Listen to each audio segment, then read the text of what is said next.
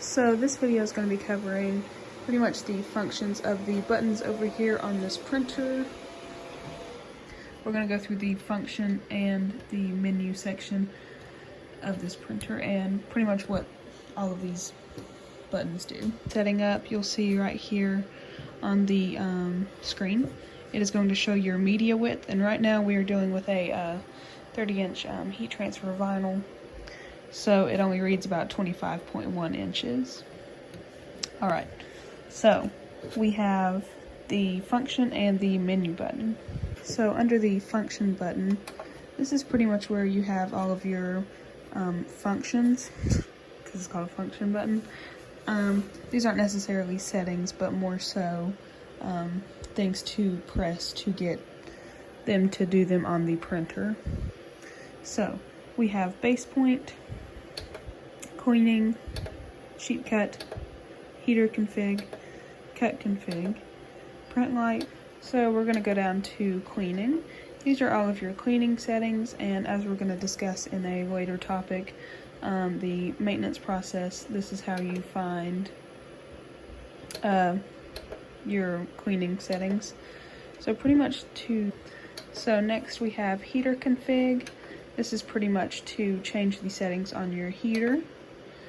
We have cut config. This you can perform a test cut under here to that, like test like your force, your blade force, kind of like your calibration, that kind of stuff. We have that underneath kind of config, and then print light, don't normally mess with that. Okay, and then we are right back to base point. Okay, so under the menu we have all of these different settings. Let's just go through these. We have media setting, preset, media gap adjustment, calibration, head height, submenu, system info, heater menu, ink remaining, sheet remain, cutting menu, and that is it for that. So under the menu, again, none of these are really messed with that much on a day-to-day basis.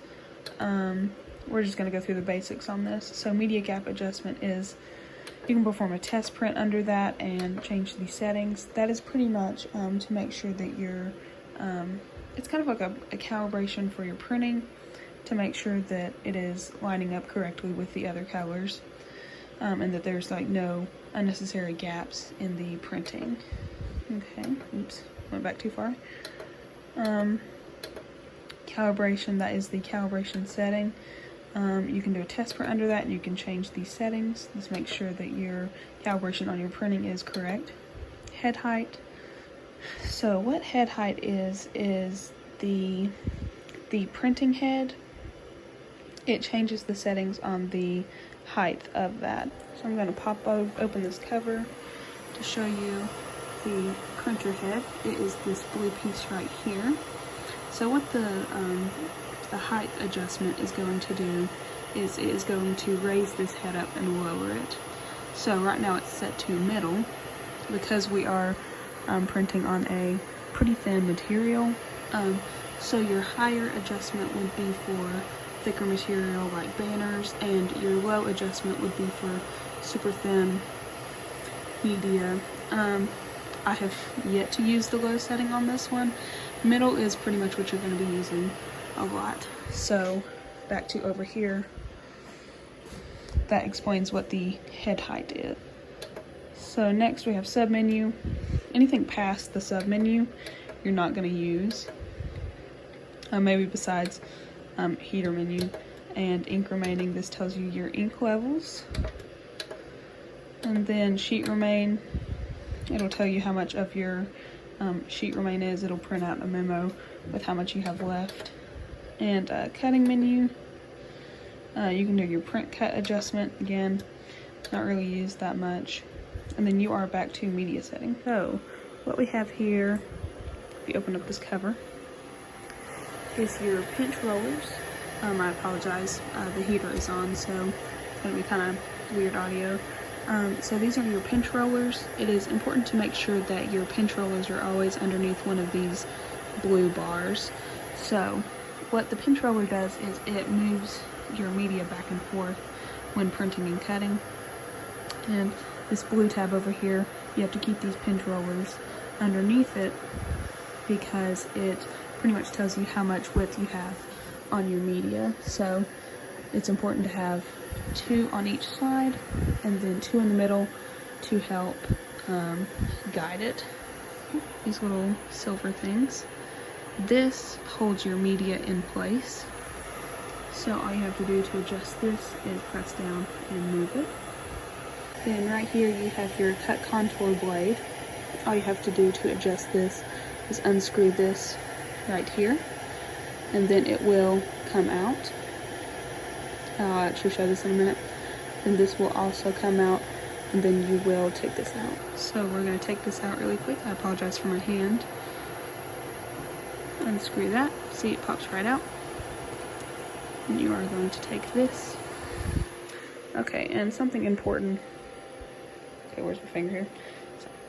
So what's important about the cut contour blade is to make sure that your blade is out about the width of a credit card.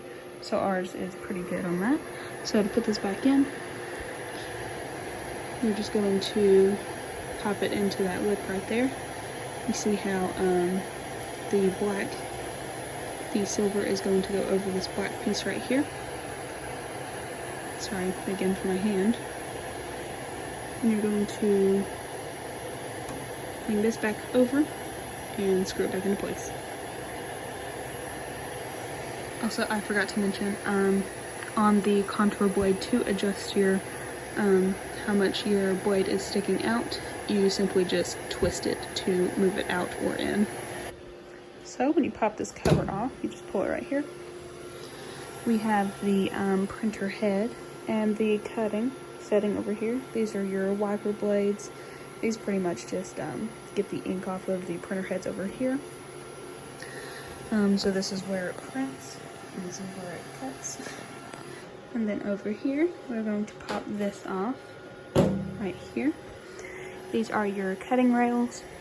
In the maintenance video, it is going to tell you to remove this. This is just where that is. Here we have this is where the ink goes. As you can see, we have cyan, magenta, yellow, and black. This is a CMYK printer, so it has 4 different inks. To change these, you pretty much just have to pull these out. Here's the bag, slide it in, pops in. You just pop it back in. And see, these blue lights show that it is in and it is full.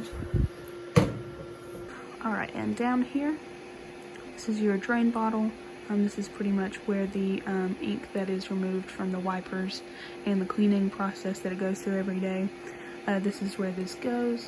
Whenever it fills up, as you can see, discard drain ink before it reaches the arrow. So you just have to empty this out. Also, here you have a QR code to access the manual directly. That is pretty much it for this printer. It's pretty simple to use. In the following topics, we're going to go through printing, software, and that kind of stuff. So, yeah.